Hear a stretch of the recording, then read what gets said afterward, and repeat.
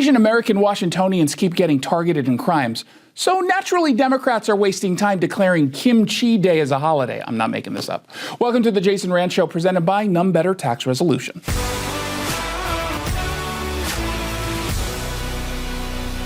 Martin Luther King Day, Memorial Day, Independence Day, and Kimchi Day. You really can't make this up. While Asian American Washingtonians spent the last 2 years being terrorized by brazen criminals, and while pleading for just basic protections, what was Democrat State Representative Cindy Ryu doing?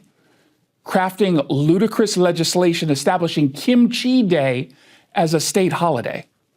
You've got crime spiraling, fentanyl overrunning our streets, homelessness exploding, all issues that, by the way, have disproportionately hit Chinatown and Seattle.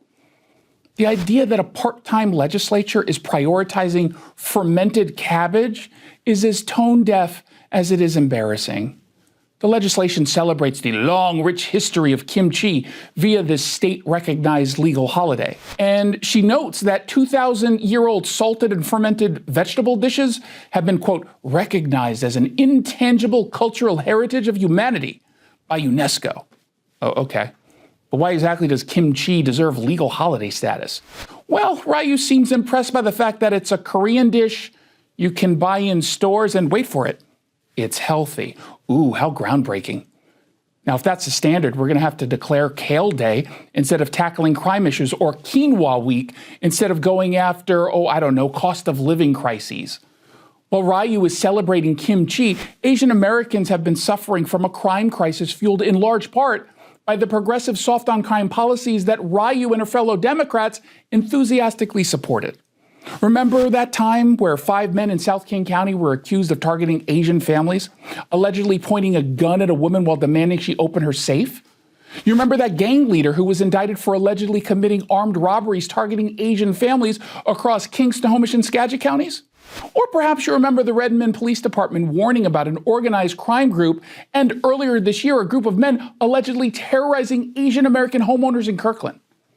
They stole a whole lot of money from these folks. These are not isolated incidents either. Something tells me that Asian Americans in Washington would prefer legislators focus on the very real crime crisis threatening their safety instead of patting themselves on the back for honoring a jar of fermented vegetables. The optics of this legislation, they're disturbing. No matter how much time Ryu's legislative team spent crafting this admittedly short bill. We wouldn't even get a day off, by the way, from work for this holiday, making it especially performative. Crime remains unacceptably high. Cost of living is still sky high. We're overtaxed, under-policed, and we're surrounded by homeless encampments and open-air drug use. Washington's part-time legislature has precious little time to make even a dent in these issues, and yet Representative Ryu has the audacity to waste our time with Kimchi Day. It's not just tone-deaf either. It's insulting. Maybe when Washingtonians can safely walk their streets again, we can start talking about niche food holidays. But until then, lawmakers should focus on the chaos that they've allowed to fester, not pander with cheap, meaningless gimmicks. I sat down with our local tax expert and advocate, Greg Nunn from None Better Tax Resolution. Tell me a little bit about the Fresh Start program, because again, based on how it's promoted, it seems really, really simple. This Fresh Start program and that phrase has been around for many, many, many years now. But it's a great marketing tool to say, hey, fresh start. And in a way, for those that qualify, it is. What it essentially is an offer in compromise. And to get that, there's two main criteria a person must qualify for. One, they must have limited or no equity in assets. So generally, anyone in the Puget Sound region that owns a home and has for several years, they're going to have a lot of equity. They won't qualify.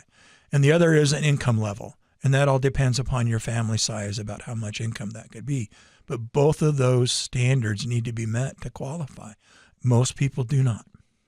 If you're having trouble with the IRS, then call Greg Nunn of None Better Tax Resolution. From stress to success with IRS Solutions. 425-947-1967. Or Google NUNN, None Better Tax Resolution. Did you like that commentary? Make sure you subscribe to the podcast of The Jason Rantz Show. Get it at KTTH.com or wherever it is you download your podcast.